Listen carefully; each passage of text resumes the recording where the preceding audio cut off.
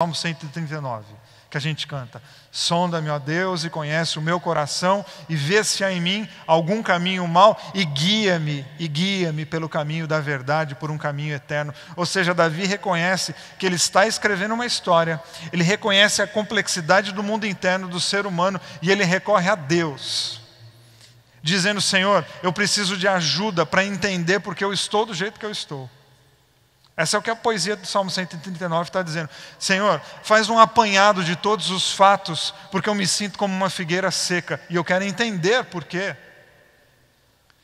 Porque eu não quero resolver as coisas aqui agora de uma maneira paliativa, para amanhã eu estar vivendo o mesmo problema. Amanhã eu quero viver problema novo, pelo menos é novo. Os tempos estão sombrios. Todos os sinais estão sendo dados. Acorde enquanto é tempo. Jesus está voltando. Volte para ele antes. O mundo nos engana, mas a verdade é uma só. Deste mundo nada se leva. Não se deixe mais ser enganado pelos emissários de Satanás. Nosso propósito aqui neste canal é te convidar, todos os dias, para essa reflexão. Reflexão do dia. Mateus 25, 13, 14 e 15. 13. Vigiai, pois, porque não sabeis o dia nem a hora em que o Filho do Homem há de vir. 14. Porque isto é também como um homem que, partindo para fora da terra, chamou os seus servos e entregou-lhes os seus bens. 15. E a um deu 5 talentos, e a outro 2, e a outro 1, a cada um segundo a sua capacidade, e ausentou-se logo para longe. Glórias a Deus.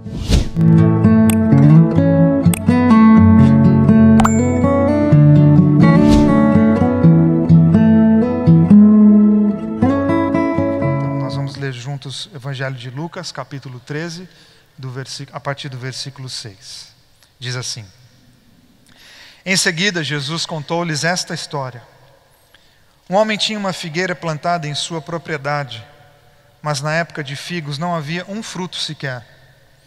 Ele disse ao agricultor: O que está acontecendo? Há 3 anos tento colher figos desta árvore e nada. É melhor cortar. Por que desperdiçar terra boa?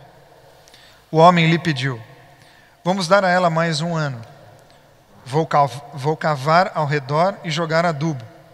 Talvez comece a produzir no ano que vem. Se não der nada, vamos cortá-la. Senhor, nós mais uma vez colocamos a nossa vida, o nosso coração diante de Ti, diante da Tua palavra, diante de mais uma história contada por Jesus. Nós pedimos que o Teu Espírito nos ajude com a nossa história, para que essas palavras não sejam apenas letras, mas sejam verdades transformadoras na nossa maneira de viver. É o que nós te pedimos em Teu nome. Amém. Nessa caminhada que temos feito pelos evangelhos, você que tem frequentado aqui no domingo à noite a Bethesda, você já percebeu que Jesus usa uma linguagem muito rica em metáforas, em ideias. Jesus instiga a imaginação e a criatividade para falar sobre Deus e para falar sobre a nossa vida. E é muito legal porque Jesus não define, Jesus não encerra o assunto. Jesus nos dá ferramentas para que a gente tenha cada vez mais ideias, cada vez mais conversas, cada vez mais conteúdo para pensar no reino de Deus e pensarmos na nossa história. Jesus conta histórias para que eu e você tenhamos ideias na construção da nossa história. Ele fala das mais diversas, usando as mais diversas figuras de linguagem, para que a gente consiga usar essas muitas figuras na construção da nossa vida. Por isso que Jesus não conta apenas uma história, ele conta muitas. Ele não fala sobre a vida usando uma figura de linguagem. Ele não explica o reino de Deus usando apenas uma metáfora. Ele usa diversas, para que dia a dia, com o passar do tempo, a nossa criatividade vai alargando, vai ganhando espaço, e a gente fique cada vez mais criativo e cada vez mais preparado para lidarmos com as histórias que chegam a nós e as histórias que nós mesmos construímos. É um caminho de histórias para que a gente entenda melhor a nossa própria história. Porque você sabe, eu já disse isso muitas vezes aqui, você está escrevendo um livro biográfico, tua biografia.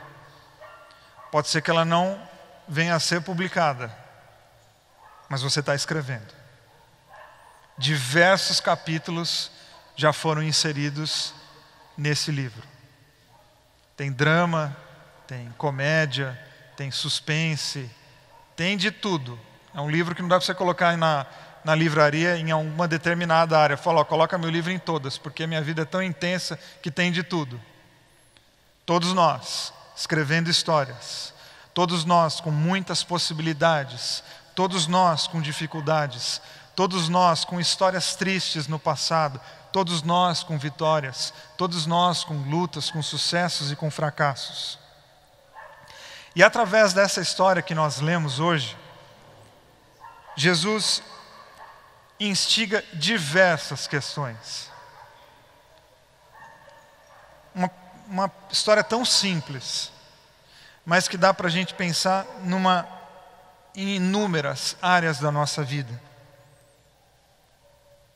Por exemplo, Jesus nos instiga a pensarmos como é que nós lidamos com o tempo, e eu vou falar um pouco sobre isso. Jesus nos faz pensar sobre o que é que tem valor, o que é que tem mais valor para você. Está tudo nessa parábola. Quais são as suas prioridades na vida? Está aqui nessa parábola. Quando você tem que escolher entre bens e pessoas, qual é a tua resposta? Você balança diante disso? Está tudo aqui nessa parábola. Então veja como que o reino de Deus, ele instiga o nosso pensamento. Nós temos o desejo de termos respostas prontas, rápidas, fáceis. 3 passos para cá, 2 passos para lá, pronto, resolveu. E Jesus não dá 3 passos para cá, nem 3 passos para lá. Ele conta histórias para que você dê quantos passos forem necessários. É evangelho de caminhada e não é evangelho de resposta rápida, muito menos de resposta pronta. Então eu começo perguntando para você hoje à noite, o que é que você espera das pessoas e o que é que você espera de você mesmo? Eu sei que a pergunta é muito aberta, muito abrangente, e num primeiro momento talvez seja até difícil de você entendê-la, mas eu quero ir pensando com você sobre esse ponto de vista. Quando você olha para a história da tua vida, quando você pensa nessa biografia que você está escrevendo, com tudo que você tem e com as responsabilidades que você tem lá para frente, o que é que você espera de você? E o que é que você espera, quais são as suas expectativas com as pessoas que estão ao seu redor? O que você espera delas? Qual é a sua expectativa em relação às pessoas que vivem com você? E qual é a sua expectativa em relação a você mesmo? Porque nós vivemos numa época, eu não sei se a frase também está correta, porque a gente fala, nós vivemos numa época e depois a gente vai descobrir que essa época existe faz 1000 anos. Mas nós vivemos numa época de resultados imediatos. Tudo tem que acontecer de uma maneira muito rápida. Porque todo tempo desperdiçado é crime, é prejuízo, afinal de contas, tempo é dinheiro. Isso é uma lógica determinada pelo mercado. Quer dizer, quanto mais rápida for a minha resposta ao meu cliente, maior satisfação e a maior possibilidade de fidelização. Isso acontece nas nossas relações comerciais, e não estou aqui falando mal não, eu sou assim também. Quando eu adquiro alguma coisa, eu quero que ela chegue logo em casa. E se não chegar logo, eu cancelo e parto para outra loja, e compro em outra loja, e a loja que me entregar mais rápido é aquela que eu vou escolher como a minha loja. O problema é quando essa lógica de aquisição de coisa, velocidade e eficiência, começa a tomar conta dos nossos processos relacionais e também conta do nosso mundo interno. Ou seja, tudo aquilo que acontece aqui dentro. E aí eu te pergunto, o que acontece aqui dentro? Quantas emoções você tem? Quantas dores você tem? Quantas situações emocionais complexas você viveu só esse ano? E aí a gente vive alguma situação inesperada que tira o nosso chão e às vezes a gente já quer resolver aquilo com a velocidade da loja virtual. Tá doendo? Tá, mas tem que passar em 5 dias úteis. A gente perdeu ou tem perdido ou não aprendeu que quando nós estamos falando do ser humano, nós não temos botão on e off. Enviar, cancelar. Não, o ser humano não tem isso. O ser humano é um ser de processos. É de construção. Você não aprendeu a falar num botão on e off. Você não aprendeu a andar assim. Você estava engatinhando e teu pai e tua mãe foram lá, colocou você em pé, agora sai andando. Não, teve um processo. Porque a nossa vida, ela é toda processual. E aí nós chegamos na nossa fase adulta, que é mais comercial, e nós trazemos a lógica comercial para a nossa vida emocional e deixamos de lado os nossos processos. E quantas coisas nós deixamos de aprender porque não respeitamos os nossos processos internos.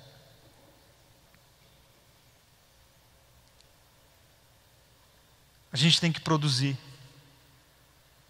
dar fruto o tempo todo, dar resultado o tempo todo.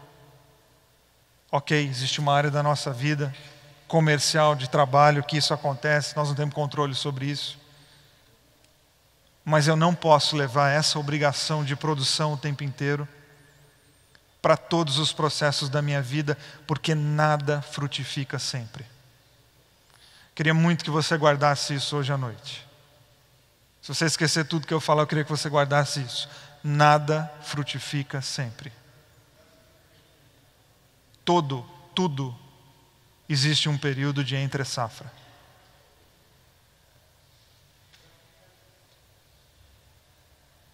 Ninguém passa a vida inteira com sucessos. Ninguém constrói toda uma história só com acertos. Ninguém. Apesar de termos essa pressão inconsciente e coletiva de dar certo sempre, de escrever somente sucessos, entre outras coisas, de obrigação.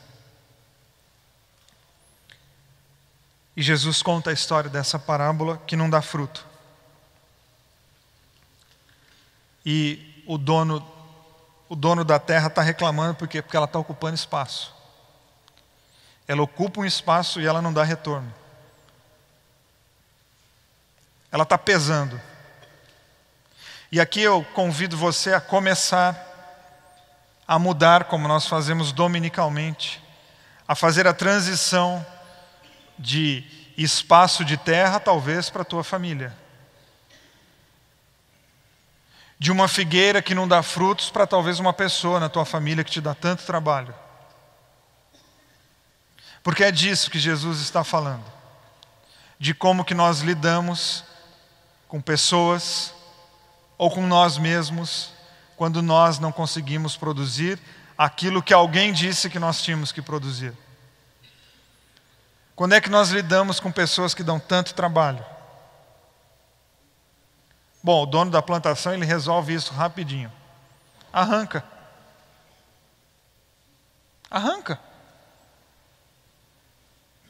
Mas qual que é? Vocês estão preocupados com o quê? Corta fora. Sabe aquele tio só dá trabalho? Arranca. É simples. Tira da vista. Joga para longe. Né? O que os olhos não veem, o coração não sente.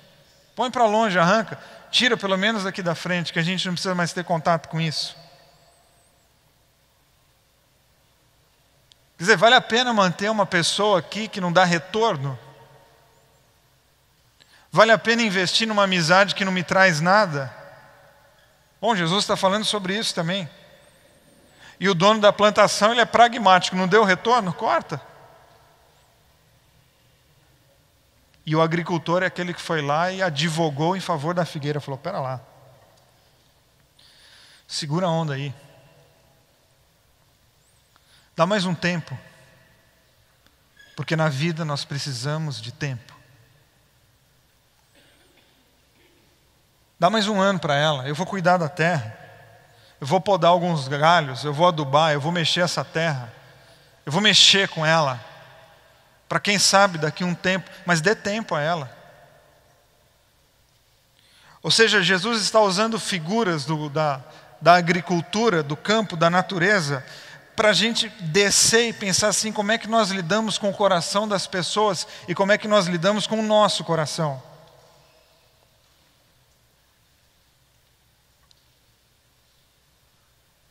Será que a gente não é muito pragmático assim? Ah, foi lá, conversou com o pastor, pronto, então tem que estar bom. Por quê? Mas você já conversou com o pastor, pô.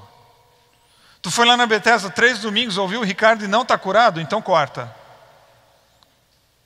Oh, mas será que em 3 domingos, em 4 domingos, em 7 domingos, em 50 domingos a gente resolve a vida de alguém? Será que assim é a vida? E Jesus está dizendo, ei, presta atenção, você é um ser humano complexo e por vezes complicado. Aprenda a respeitar os processos, porque tudo na nossa vida tem um processo e precisa ser respeitado. Sabedoria judaica do Eclesiastes, há tempo para todas as coisas debaixo do céu. Há tempo de plantar? Há. E há tempo de arrancar? Sim. Mas há tempo de plantar e há tempo de arrancar. Não misture as coisas. Há tempo de construir? Sim. Há tempo de manter? Sim. E há tempo de destruir aquilo que se construiu. Mas há tempos.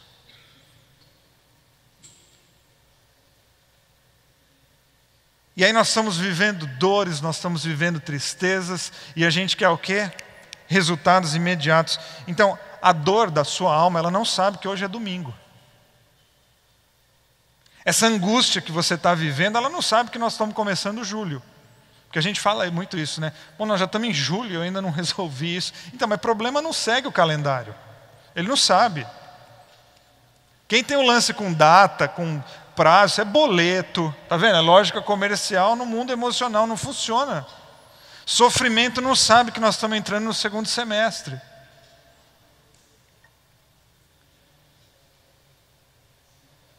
E Jesus está nos ensinando então algo, que quando é bem cuidado, quando é tratado com amor, com reverência,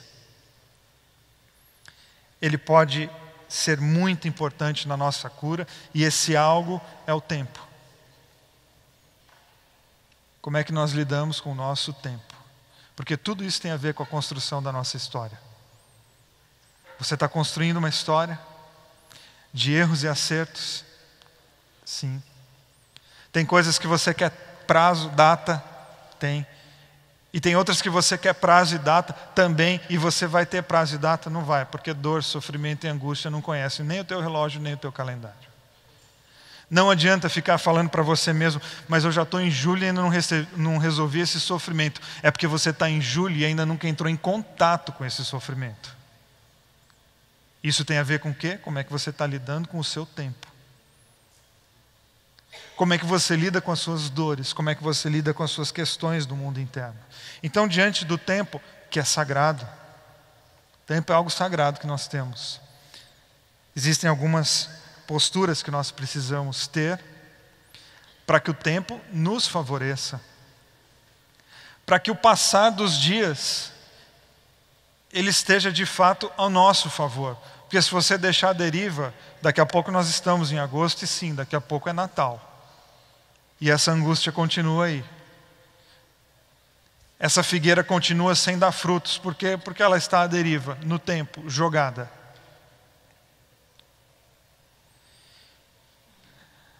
O agricultor, ele nos dá uma dica muito importante. Ele diz: para.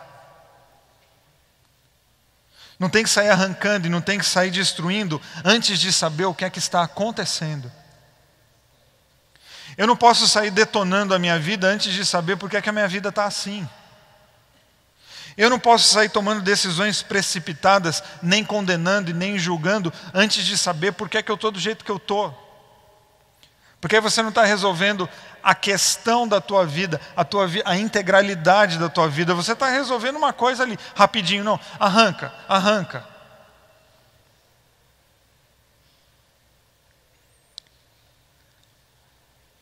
Saiba de uma coisa, existem muitas histórias por trás de uma história.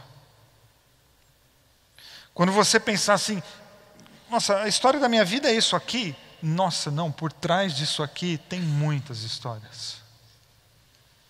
Por trás de uma dor tem muitas histórias.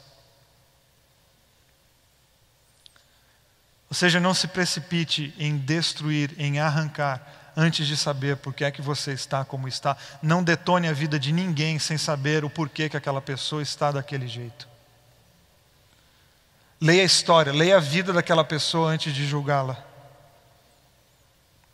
Se é que você tem interesse em ser juiz na vida de alguém, eu não tenho. Mas em relação a você mesmo, porque todos nós aqui hoje à noite nós temos juízes internos. Um juiz que foi formado no meu caso, durante esses últimos 40 anos. Ou esses primeiros 40 anos. E esse juiz aparece. Depois das minhas atitudes, depois das minhas decisões, ele aparece. Julgando e por vezes condenando. Determinando os rumos da minha vida. Determinando por onde eu devo ir, por onde eu não devo ir.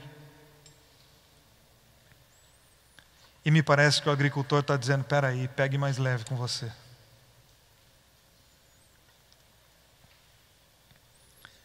Pegue mais leve antes de se autodestruir. Pare para pensar por que é que você foi parar onde você parou. Antes de eliminar, antes de se anular como gente, leia a tua história e tente entender por que é que você está como você está. Porque uma espiritualidade saudável produz isso. Ela instiga que você leia a tua história, para que ao ler a tua história você pelo menos saiba por que é que eu estou como estou. Não, eu me sinto assim, seco, infrutífero, não estou produzindo nada. Por que será? Quais histórias que você viveu que colocaram você nessa situação? Aí você vai dizer: para quê? Para que eu vou identificar essas histórias? Bom, por muitas razões, e uma delas é porque você ainda tem, eu espero, muita vida pela frente. E eu preciso identificar quais histórias que eu vivi, quais caminhos que eu entrei, para saber, eu estou do jeito que eu estou, por quê? Porque eu vivi essas e essas histórias, aí eu já pelo menos sei por qual caminho eu não devo mais entrar. Tua vida está seca. Você não consegue produzir mais nada. Por onde você andou? Quais foram as tuas escolhas? Você precisa entrar em contato com isso para quê? Para você não escolher de novo isso. Para você não viver de novo isso. Para você não entrar de novo nessa porta. Porque senão amanhã continua não produzindo. E depois de amanhã também. E 10 anos se passam e a gente nessa situação porque não tivemos coragem de olhar para dentro de nós mesmos. Numa espiritualidade superficial, mascarada de sorrisos. E a espiritualidade cristã proposta por Jesus é exatamente o contrário. Não. Para de ser sepulcro caiado. Branquinho, limpinho por fora e podre por dentro. Não, para. Não, faça o contrário. Antes, faça uma investigação séria da tua vida. Entre em contato com os teus pecados. Porque talvez essa seca seja por conta dos teus pecados.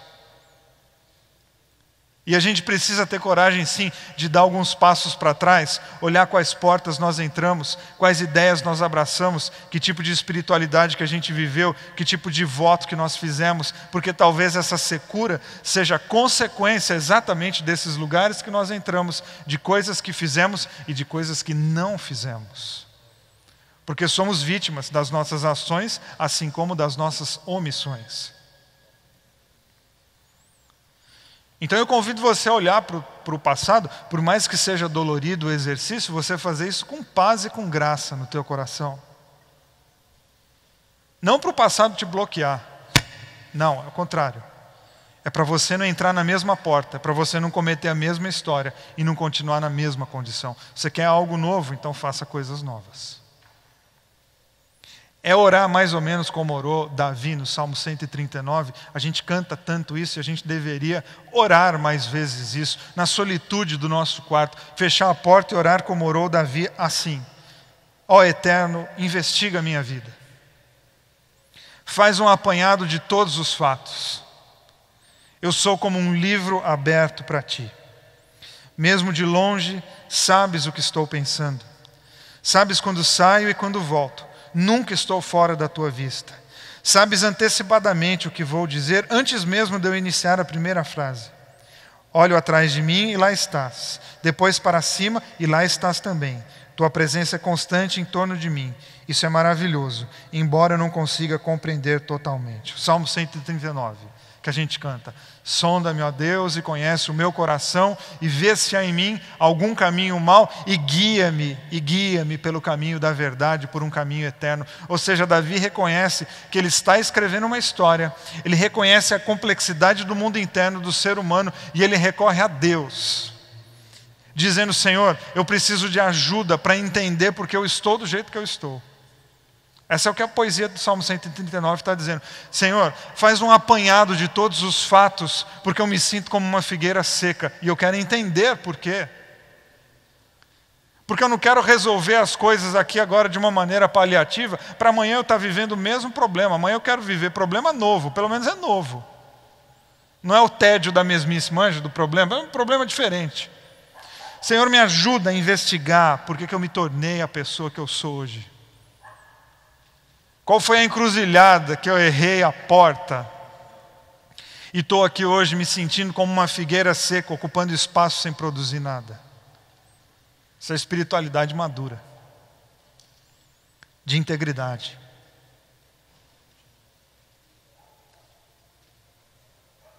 Ou seja, o que produziu a seca,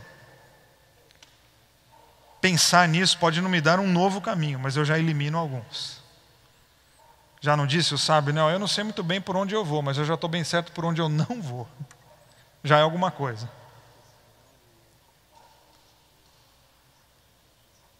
O agricultor lança em nós a semente da esperança, de que ao olhar para trás eu posso mudar o meu presente. E se eu mudar o meu presente, o meu futuro vai ser diferente.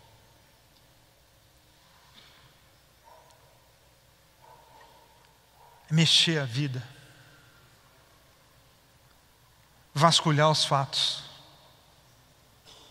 É Davi, o agricultor, falando a mesma coisa. Vasculhe, faça um apanhado geral. Faça um apanhado geral da tua história. Leia esse livro que você está escrevendo.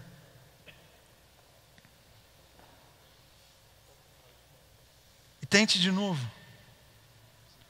Mexa-se. Não é a espiritualidade do braço cruzado. É a espiritualidade do esperançar, apresentado pelo Paulo Freire. Não é a esperança do verbo esperar, é a esperança do verbo esperançar. Porque a esperança do verbo esperar é ficar com o braço cruzado. A esperança do verbo esperançar é mexer-se, é dar a mão para os outros e fazer alguma coisa diferente de outra maneira.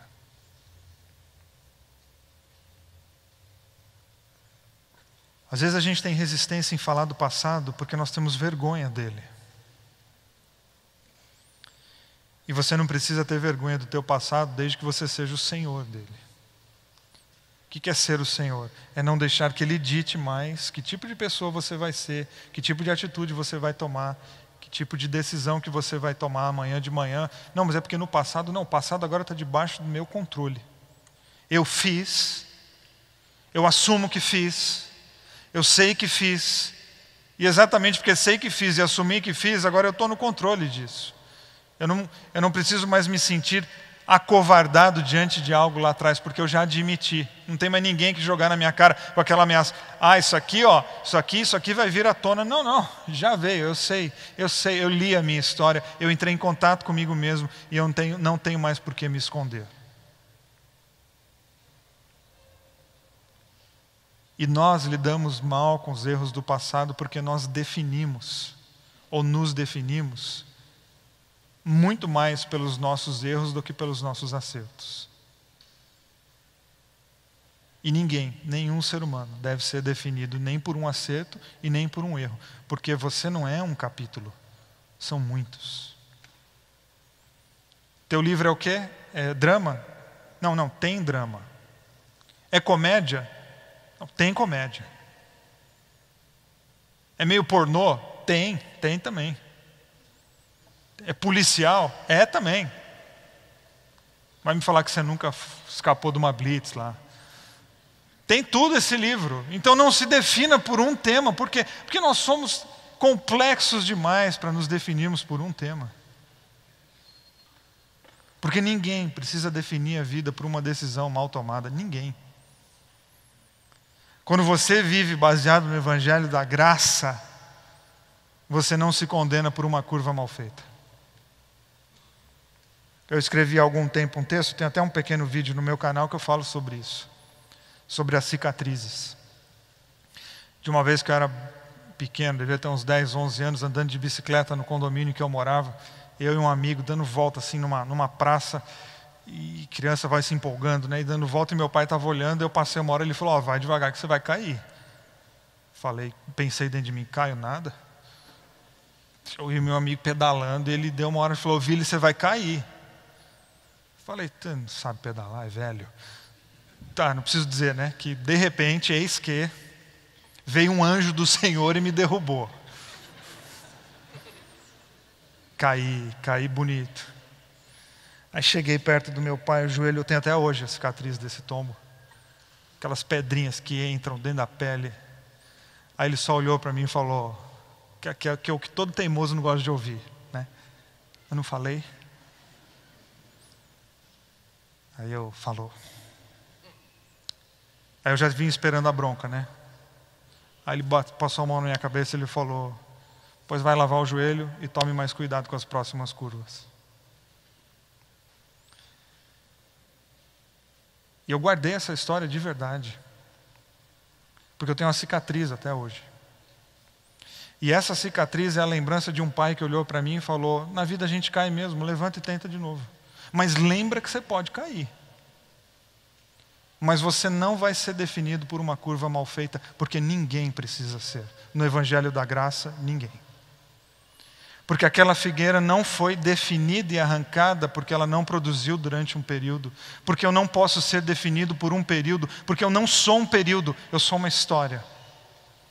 Eu sou o acúmulo de períodos. E Jesus está exatamente tirando de nós a mania de idolatrar períodos, tanto de sucesso como de fracasso. Não fique se achando porque você fez uma coisa muito boa, e não se condene porque você fez uma coisa muito ruim, porque você não é nenhuma nem a outra, você é o acúmulo de todas elas. Ou seja, faça as pazes com você mesmo, e aí sim, continue pedalando. E lembre, você pode cair de novo. E se você cair de novo, levante e continue. Ou seja, use o tempo para você fazer um apanhado muito sério dos fatos que trouxeram você até aqui.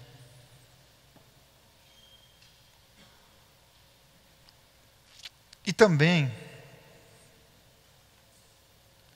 assim como eu falei que as nossas dores e as nossas angústias não conhecem o tempo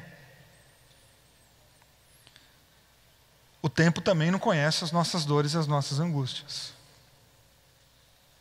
Ou seja, não caia nessa conversa furada de que o universo conspira em teu favor. Não conspira. Não, a vida está por você. Não, a vida em si, não, ela nem sabe que a gente existe. Eu é que preciso valorizar o tempo que eu tenho nas mãos. Eu vi esses dias uma frase, uma imagem no Facebook que eu achei tão legal, estava assim, previsão do tempo, 2 pontos, ele está passando. Qual que é a previsão do tempo para amanhã? É que ele está passando. Que ele passa. E durante um mês aquela figueira não deu fruto. E depois foram 3 meses. E depois foram 6 meses. E depois foi 1 ano e 4 meses. E depois 2 anos. E ela está a 3 porque o tempo está passando. E porque eu não estou fazendo nada com a minha vida, ele está passando. E 1 ano, 2 anos, 10 anos. E de repente eu me sinto seco há 1 década. E até agora eu estou só, oh meu Deus, oh meu Deus. E Jesus falando, para, mexa essa terra, vasculhe teu passado. Olha para a tua história para você saber quem você é. Olha que bem precioso que nós temos, o tempo. Mas ele está passando. Mas o que é que nós temos agora? O tempo. Está aqui, eu tenho. Eu tenho esse momento aqui com vocês. E ele é especial demais. E ele é importante demais, e ele é relevante demais. E o tempo está passando e você está fazendo o quê? Alimentando a seca?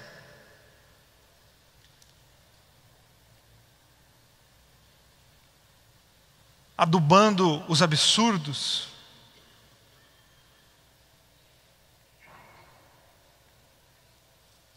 Então você pode dizer, Vili, eu me sinto assim, cara, que minha vida não vai para frente. É porque talvez você ainda não fez as pazes com o tempo e você ainda não entendeu o que é que você tem que fazer agora. Porque você está querendo ir para frente e talvez não seja a hora de ir para frente, seja a hora de voltar um pouco e pedir perdão. Por isso que tua vida não vai para frente.